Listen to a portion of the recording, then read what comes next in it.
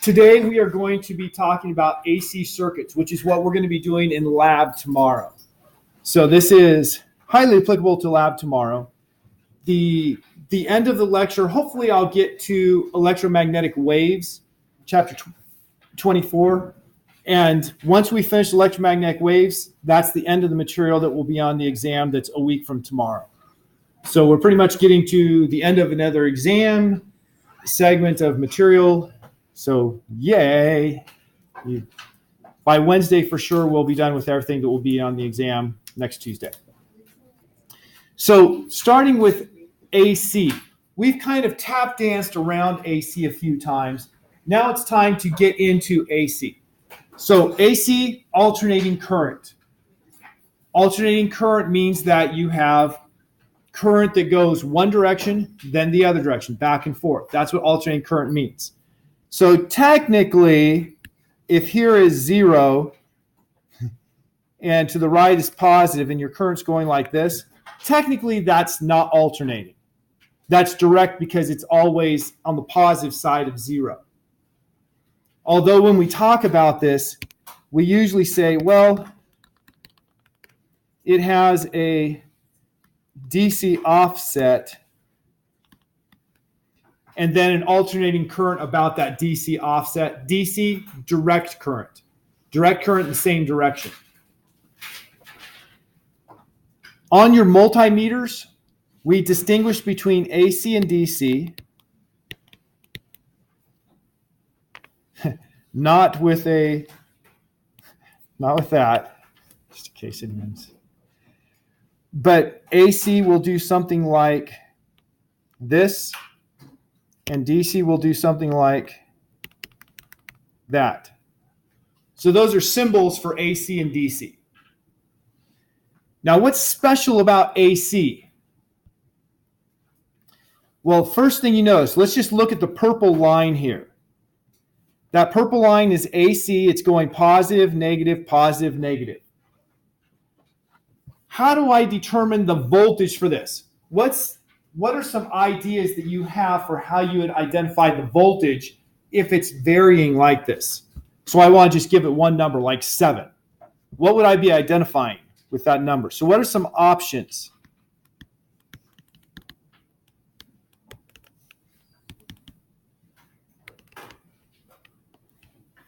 To identify the magnitude of AC voltage. So I'm looking for answers here. What are some options that you can think of? And I definitely want more than 2. I don't want to just have the correct one to move on.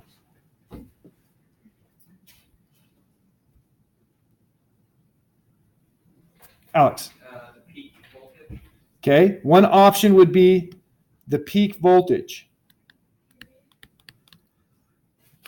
Okay, somebody said the period. The period is an important distinction, but it's not telling us about the magnitude of the voltage.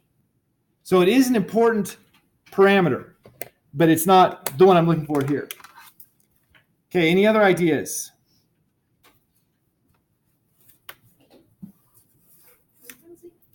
Okay, frequency would be with the period. In fact, frequency and period tell you exactly the same thing. Frequency is the number of cycles per second.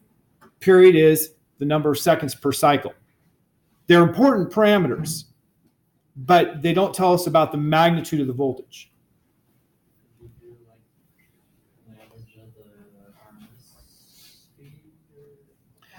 Well, we can do a few things. We can do the average. We can do the RMS. Is that what you're going to? I was going to say something about the area under the curve, but I don't know if that's important. Okay, she said the area under the curve?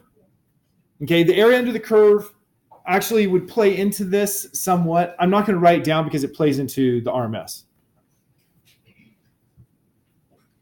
Okay, there's one other that's reasonably obvious.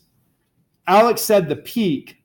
Another one that's reasonably obvious is the peak to peak. All of these should have the word voltage after them. So there's 4 different options. The peak voltage, the average voltage, the RMS voltage, peak to peak. So if we look at our picture here, we could measure,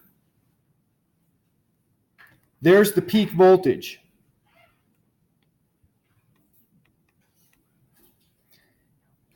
We can also take, here's the negative peak.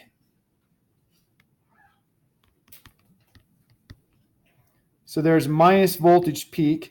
And the voltage peak to peak is the difference between those two. So voltage peak and voltage peak to peak are both useful. And voltage peak to peak is just 2 times the voltage peak. So those would be useful, but they're not the one we choose. Then we have the average voltage and RMS voltage that Mr. Hardy brought up. So let's look at the average. If you take this purple thing and you take the average going through one cycle, what's the average for one cycle?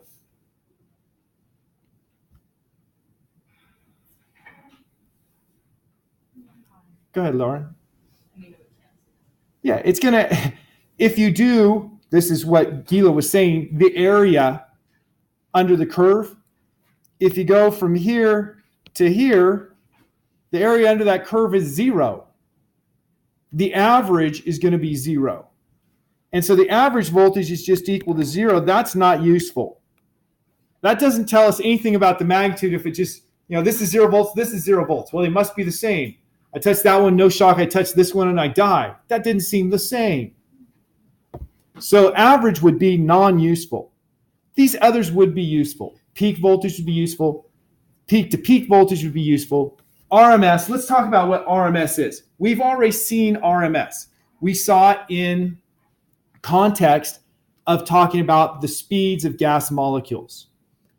Well, when we take something like this, an AC signal, if I have voltage as a function of time, so I have something that goes like this. If I take that and square it,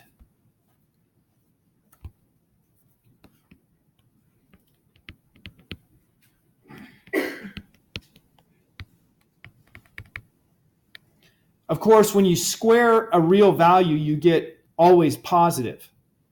And it turns out what you get is something that goes like this. Okay, I'm going to do it again. Let's set a peak here.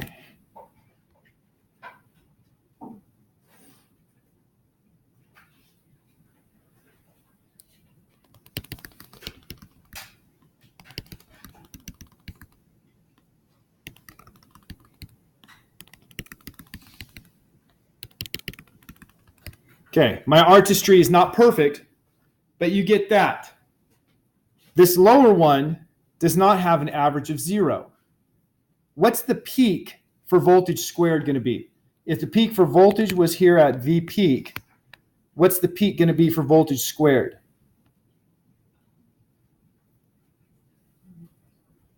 Not twice.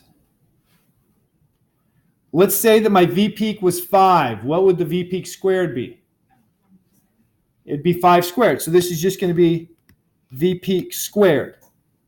Now, what was the average of the voltage? We've already said it, just a redundant question. What was the average there? 0. Now, this one here, when we did the square, the average is once again going to be halfway between the two peaks, but it has the bottom at 0 and the top at V peak squared. So what's the average going to be? So the average is equal to V peak squared divided by 2. Now remember, RMS. RMS stands for root mean squared.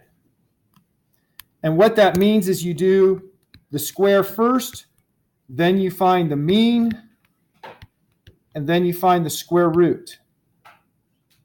So the order is the reverse of the way we say it. So here we did the square. So this was step 1 by drawing the graph of the square. Step 2 was finding the mean, V peak squared over 2. So step 3, VRMS is equal to the square root of that average of the square.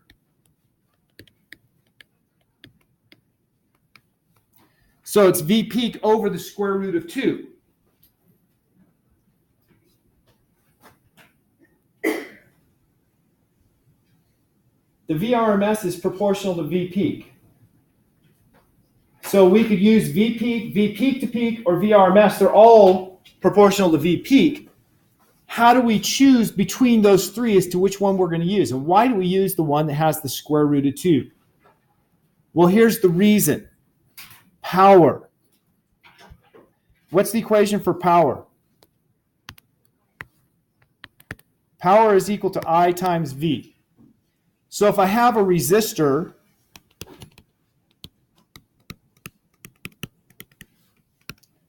I is equal to V over R. So that means power is equal to V squared over R. So power average is equal to 1 over R times V squared average. But what was V squared average? That's just the square of the RMS voltage. So this is equal to V RMS squared over R.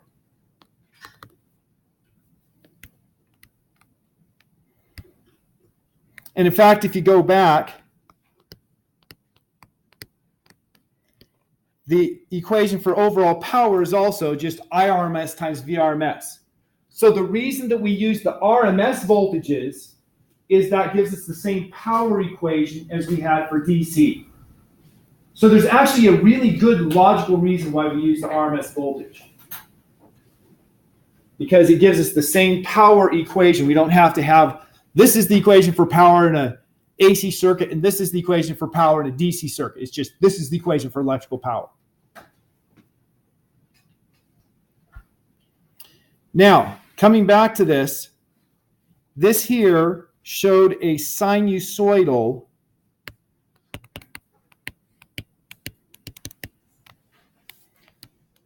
voltage. AC does not have to be sinusoidal. But for our purposes as a general physics class, we will simply treat AC always as sinusoidal. So just a fact to know, it doesn't have to be sinusoidal. But everything we're going to do is going to only treat the sinusoidal AC signals. One last thing before I go on to slide number 2. One last thing. The voltage coming out of the wall is nominally 120 volts. So based on what we just have worked out, we're using the RMS voltage. And so we have VRMS is equal to 120 volts.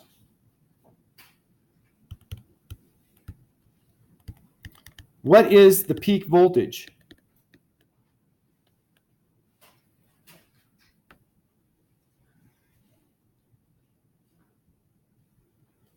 Most people, if I would have asked you before we started this lecture, if I said it's 120 volts, what's the peak voltage? You would have said 120 volts. But that's not right. What would the peak voltage be if the RMS voltage is 120 volts?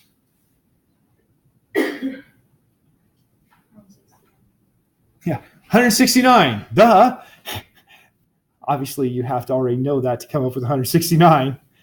It's going to be equal to 120 volts times the square root of 2, since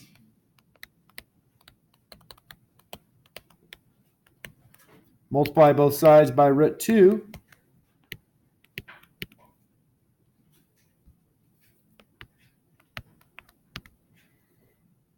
And I get V peak is equal to 120 volts square root of 2. It's 169 point something. We usually round it up to 170 volts. So the voltage coming out of here has a peak of 170. What's the minimum voltage coming out of the wall?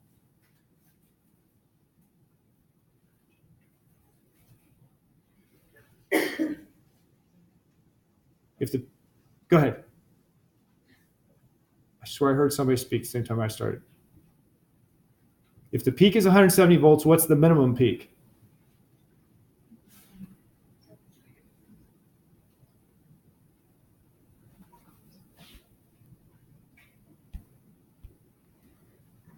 If the peak is 170, what's the minimum peak? Negative 170, right. So the power coming out of the wall is going between plus 170 and minus 170 compared to the neutral wire. So it uses that neutral wire as the reference and is going up 170 from it, then down 170 from it, and oscillating back and forth. Okay, now let's look at the basics that we've learned for resistors, inductors, and capacitors. If I make charge go through a resistor, how does a resistor respond?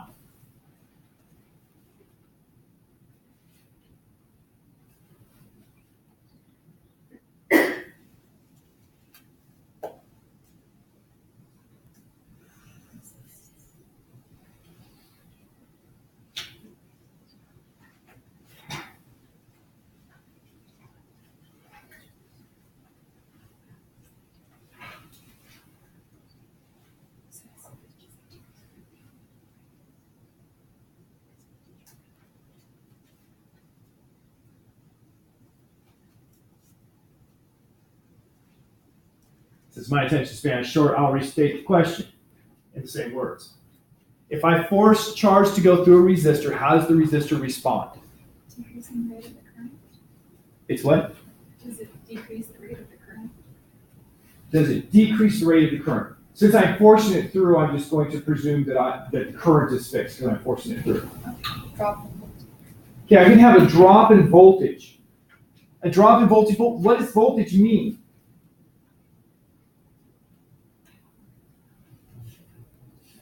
What? Potential difference.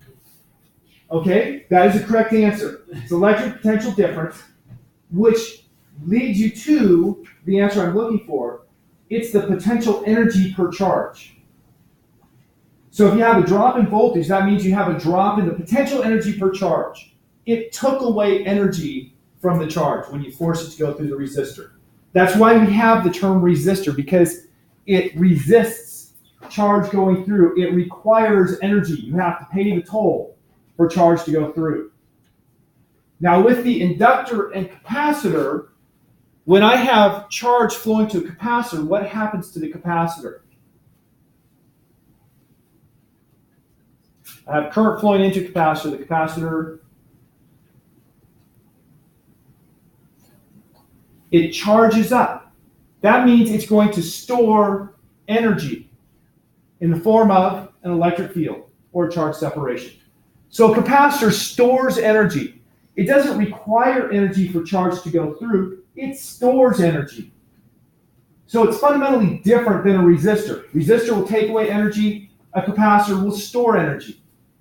But for the short term, we had some energy go away from current and go into the capacitor. What about an inductor? When I have current going through an inductor, what does it do?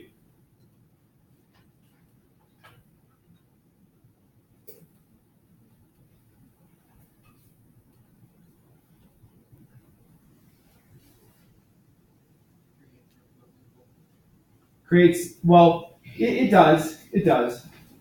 What I'm looking for is it's going to create a magnetic field and store energy in the form of that magnetic field. So an inductor stores energy in the form of a magnetic field that's proportional to the current. A capacitor stores energy in the form of an electric field that's proportional to the voltage. And a resistor simply absorbs energy. So based on these relations, we use a new term for capacitors and inductors. Instead of resisting current, they react to current. They react by storing energy instead of dissipating or using energy. And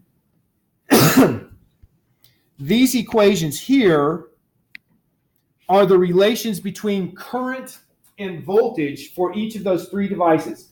we have learned each one of these relationships now. We learned about the capacitor relationship a while back. We learned about the inductor relationship just Friday. And so we have that the current relates to the rate at which voltage is changing for a capacitor. The voltage is related to the rate at which current is changing for an inductor. Because of these relationships, if we have a sinusoidal voltage, I'm just going to erase everything. Actually, this picture is coming up again on the next slide, but I'm going to erase everything on this one. We have a sinusoidal voltage. Let's just pay attention to the capacitor. So the current on the capacitor, well, I'm not sure how to make this the most obvious. If we look at the purple line, where is the purple line changing the fastest? Where's the slope the steepest?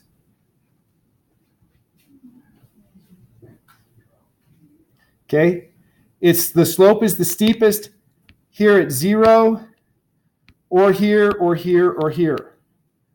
And here it's a positive slope, positive slope, negative slope.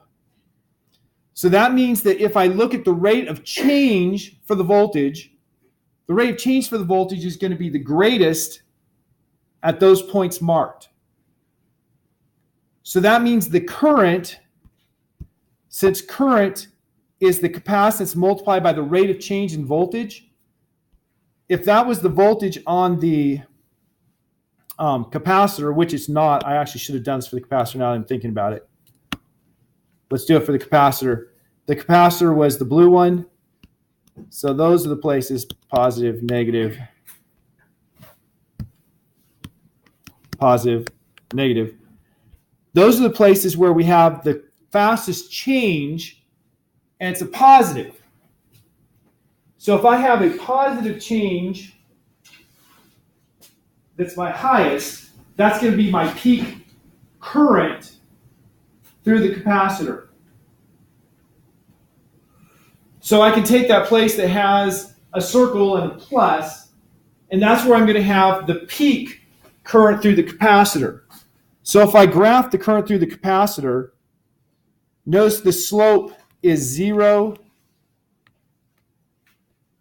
Let me use a different color. Slope is 0 here, here, here, and here.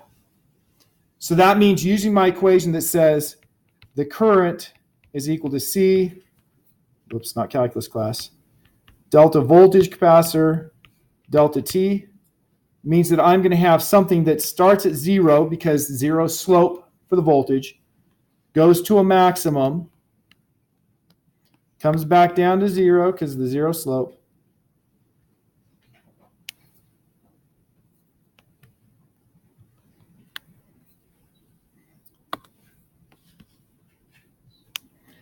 so that is what the current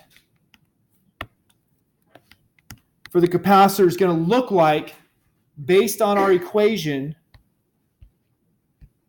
that current is C delta V over delta T. Now in this circuit that's shown to the left, what's the same for all of the elements? They all have the same current because it's all one branch. So they all have the same current. Well, if we look at that current, what's the relationship between voltage and current for a resistor? V is equal to IR. So the voltage and current are going to be exactly in phase. When you have a peak voltage, you can have a peak current. With the capacitor we just saw, that we had a peak current where the voltage was 0 because the current was dependent on the rate at which voltage was changing. But now if you compare the current through the resistor, it's going to look just like voltage through the resistor, and the current through the capacitor, we see that for this graph, our current is going to be a peak at the same time, 0 at the same time, and a minimum at the same time. That's a really important relationship about the voltage and current for a capacitor. The voltage for the capacitor had its peak here,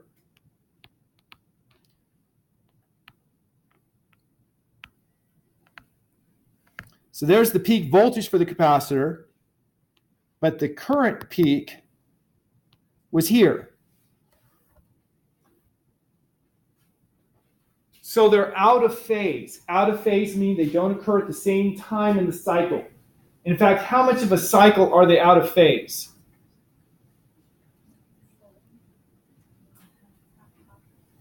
Okay, it's half pi. It's a quarter cycle, or 90 degrees. So there's a phase shift between the voltage and the current for the capacitor of 90 degrees. We have a mnemonic for this. ICE.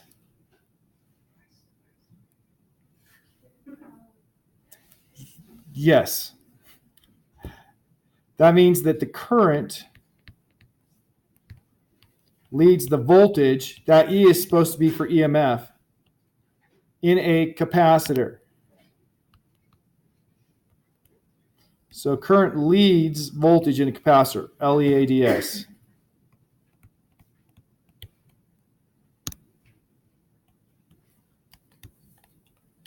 By 90 degrees.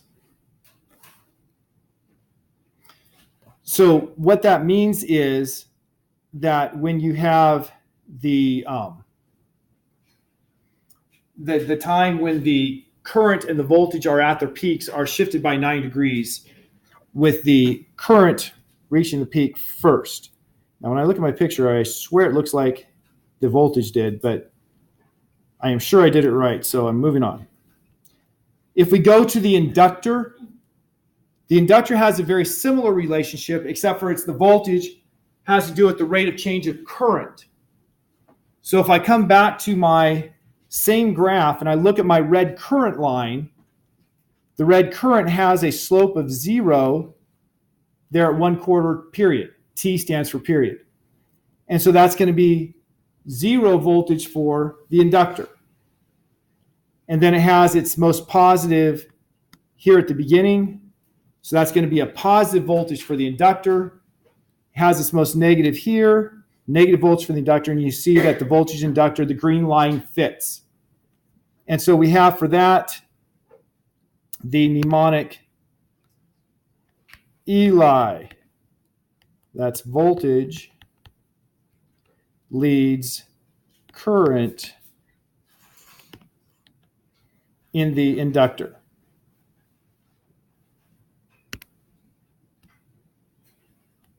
Put those together and we have the mnemonic Eli the ice man. A way to remember which one leads and which one lags. The voltage leads in an inductor by 90 degrees. The current leads in a capacitor by 90 degrees. So that means that the earlier time, or at an earlier time, you have the voltage at its peak. Later time, the current's peak. Now, with those relationships, it turns out that there is a fixed voltage current peak relationship, or voltage current RMS relationship, because the peaks and RMSs are related. And so we make an Ohm's law equivalent for both an inductor and a capacitor. Its voltage is equal to IX. Not voltage equals IR, but voltage equals IX. Why don't we use R? Because an inductor and a capacitor are not resisting. They're not taking away energy. They are simply storing and they'll give it back. So they're reacting.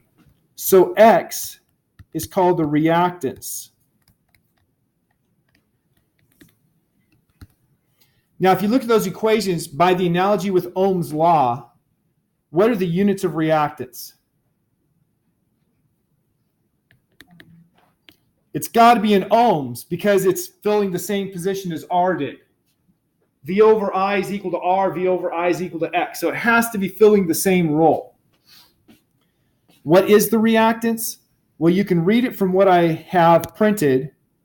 The reactance for a capacitor is equal to 1 over omega C, and the reactance for an inductor is omega L.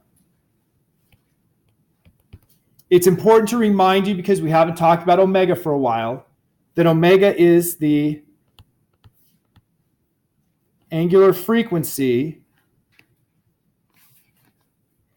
So equation-wise, omega is equal to 2 pi radians times the frequency in hertz. So the reactance, how a capacitor reacts when current goes through, how an inductor reacts when current goes through, is dependent on the frequency. And notice what happens to the reactance of a capacitor as frequency approaches infinity.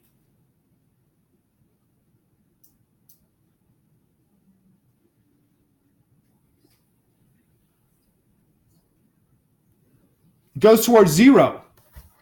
So for a capacitor, it doesn't do much of anything. It acts like just a straight wire if you have a very, very high frequency. So it passes high frequencies just fine. Low frequencies, it blocks them because if omega is small, x is very large. So you're going to have it blocking low frequencies but allowing high frequencies to pass.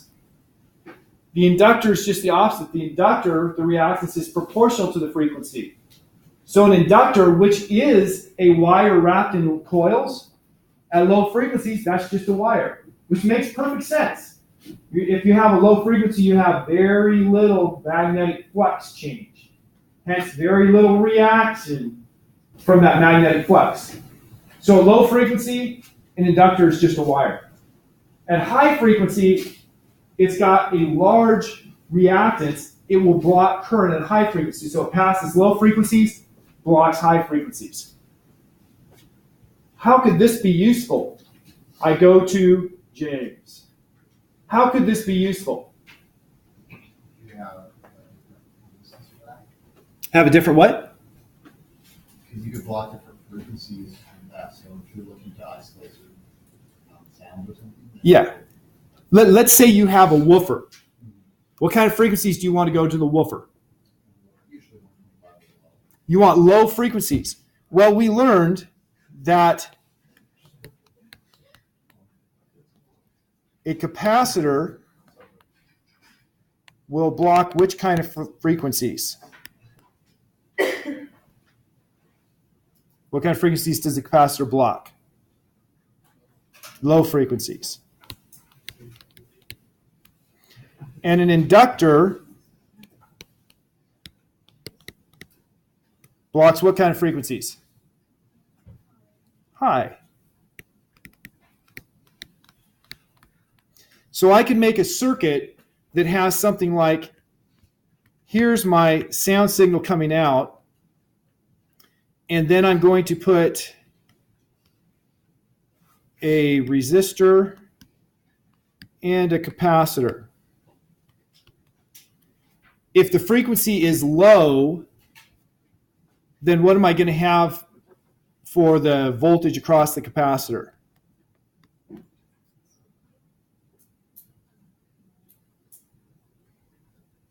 If it's blocking low frequencies, if I have a low frequency, the capacitor is blocking it, right? Which means that we're going to have a large voltage there. If I have a high frequency, it's like a wire. What's the voltage going to be across the capacitor for a high frequency?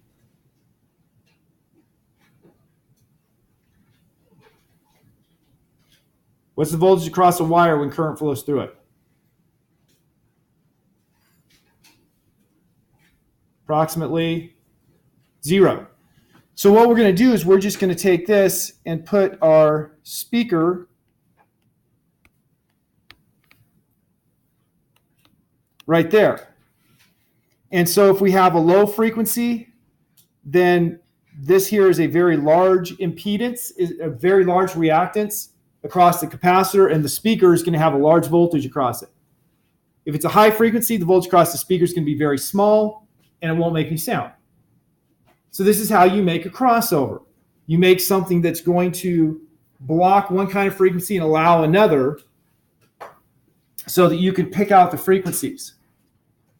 Well, what if instead of blocking low frequencies or blocking high frequencies, you want to only allow a certain range through? What would you do then?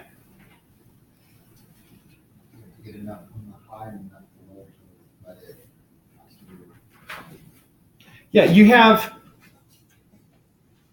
a resistor, inductor, and capacitor, the capacitor is going to block high frequencies. The inductor is going to block low frequency, or I said that wrong. The inductor is going to allow low frequencies and block high. The capacitor is going to allow high and block low. And so you put them together, and you'll have the region in the middle is the only region where your current's going to be anything other than roughly zero. And so you can make something that's a notch pass filter. So you have something like an equalizer, and you have different circuits to pass different notches of frequency, and then you adjust those independently. Now, I hope I did this circuit correctly because I didn't think about it very long.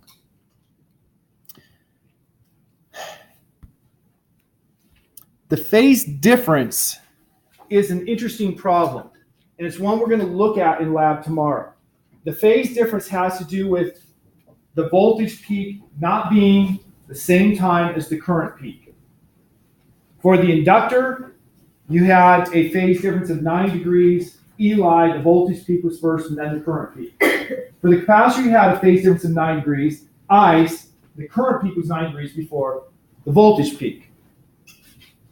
So when we make a circuit that has resistors, capacitors, and inductors, such as this circuit right here, if we want to make an equation that shows the voltage across each element, we have the voltage total is equal to the voltage peak across the inductor times sine of omega t plus pi over 2, plus pi over 2 because the voltage is going to be peaking pi over 2 before the current, plus voltage resistance sine of omega t. No phase difference there because the voltage and current peak at the same time. And then plus voltage capacitor peak and sine of omega t minus pi over 2. So we have the minus pi over 2 and the plus pi over 2 for the lagging and leading voltages. It becomes kind of a mathematical tragedy trying to work out problems like this. So what we do is we use a trick that's called a phasor, a phase vector. So we're going to make vectors for each of these voltages. So we're going to say phasor is equal to a phase vector, and the inductor has voltage inductor is equal to, okay, I'm going to use a different symbol here. Voltage inductor is equal to capital voltage inductor. That means angle. And I'm going to put 90 degrees. 90 degrees is the same as pi over 2 radians. And for the capacitor, the voltage capacitor is equal to the peak voltage of the capacitor, angle of minus 90 degrees. So those are two vectors. One's at plus 90 degrees, one's at minus 90 degrees. And then the resistor phasor is real simple. The resistor phasor is just volts of the resistor, angle of 0, because there was no plus angle there. Now what I can do is I can add these up as vectors. So I could say voltage total is equal to voltage inductor at an angle of minus 90 degree. It was, no, plus 90. Plus voltage resistor, angle of 0. Plus voltage capacitor, angle of minus 90 degrees. Now if I add vectors, that means I have voltage inductor, voltage resistor, voltage capacitor. Whoops, meant to change the color. I just added those as vectors. What that's illustrating is where the resultant of those three voltages added together is going to be. And so I can use what we've learned. When you add vectors, how do you find the resultant? From where to where? You add them tip to tail, and then the resultant goes from the place you started to the place you. So there's my V total.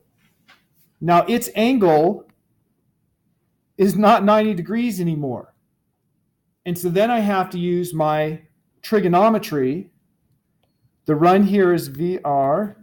The rise is VL minus VC. And so I have theta is equal to inverse tangent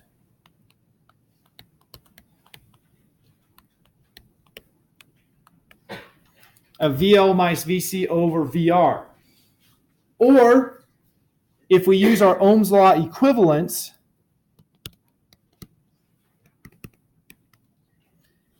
X or VL was IXL, VC was IXC, VR was IR. I can cancel all of those I's.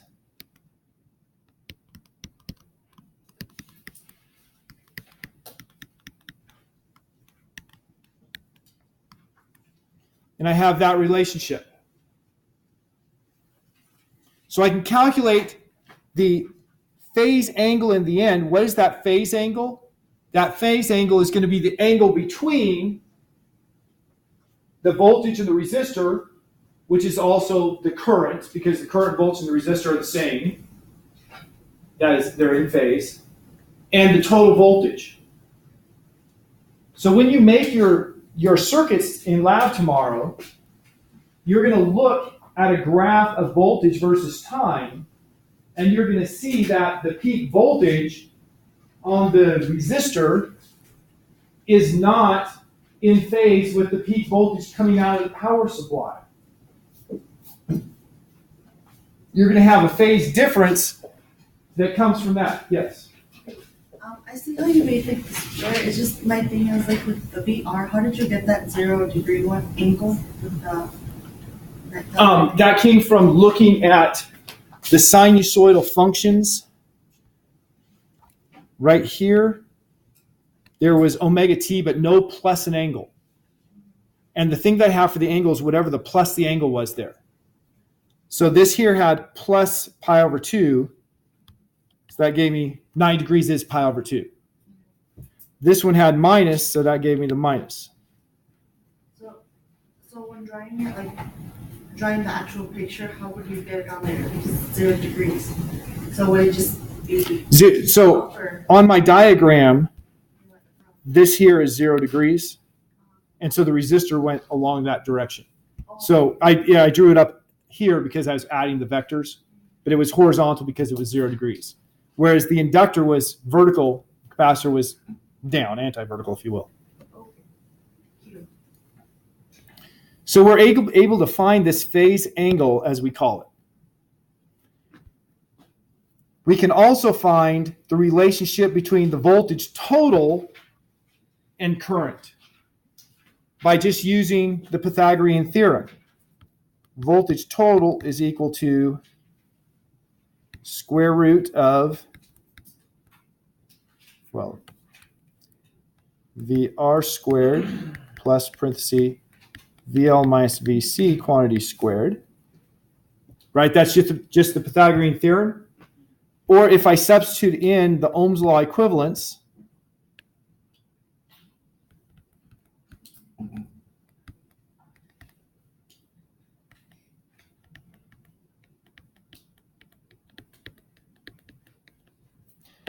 space.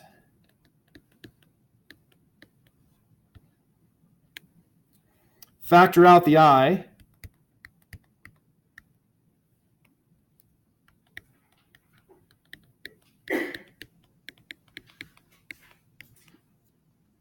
So notice we have now something that looks like Ohm's law. Voltage total is equal to I times square root of R squared plus XL minus XC quantity squared. That looks like Ohm's law, so we have one last vocabulary word. This here we identify as Z equals square root of R squared plus XL minus XC quantity squared, is the impedance.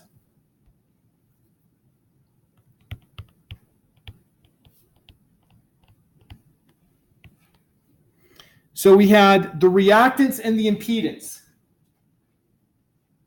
and resistance from before. What does resistance do? When I have current going through a resistor, what does the resistance do? It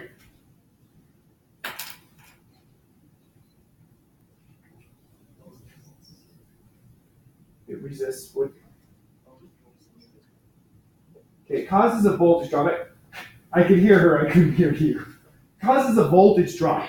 It causes a loss of energy. What did a reactor, a capacitor, or an inductor do when current went through?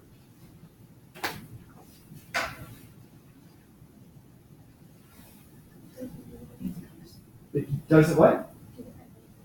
Well, it does do something. It does something, but it doesn't absorb energy. It stores energy. So it reacts to the current going through, but it doesn't resist. It doesn't take away energy. And so that's where we had the difference between resistance and reactance.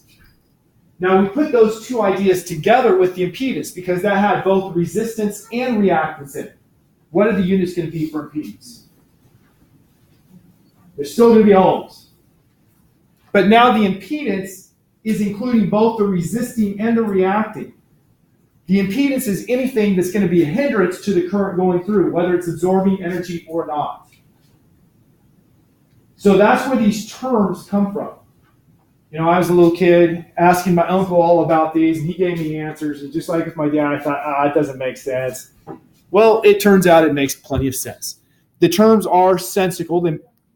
They tell you what's going on. So all of this, go back to the very beginning. Go back to this right here.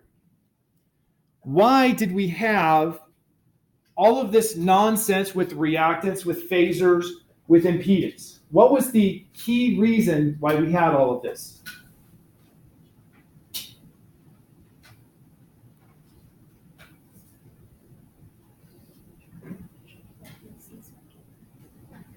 Okay, in an AC circuit, we have three different elements, resistors, capacitors, inductors, that behave differently when you make current go through them. And the way they behave gives you a phase difference. The peak voltage does not correspond to the peak current for an inductor or capacitor. There's a 9-degree shift between those. The result of that is that you have no power used by an inductor or capacitor. If you take that power equation, power is equal to IV.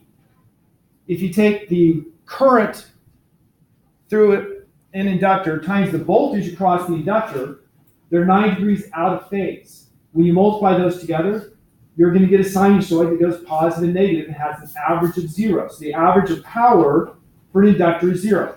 Likewise, the average power for a capacitor is 0. But they're going to affect the circuit the way it behaves. So in lab tomorrow, we're going to be looking at this. And yes, there's a picture for the phasor diagram like I drew.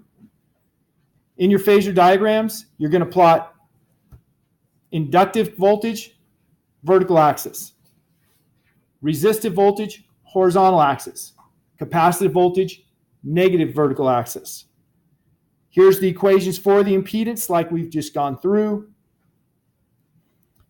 This term here is the last one I'm going to talk about. The power factor.